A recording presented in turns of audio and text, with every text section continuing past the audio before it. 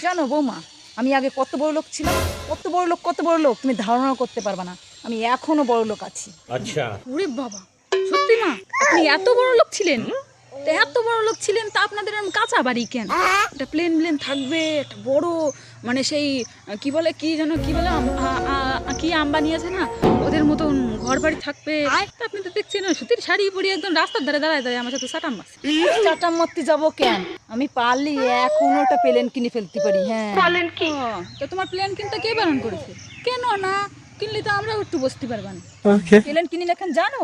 হ্যাঁ, যখন আমি আমার রাত্রের বাড়ি পথে যাবো তখন কবে কি যে আমার একটু নিয়ে গেলে না, তা আমি তেল ভরিয়ে প্লেন চালাবো, আবার আমি সবারই নিয়ে বেড়াবো নাকি? খাইয়ে কাজ নাই তো আমার।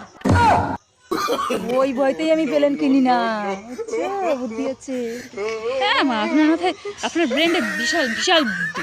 এত বুদ্ধি নিয়ে আপনি ঘুমান কি? আরে আমি এবার ঘুমাই গেলে টের পাই না।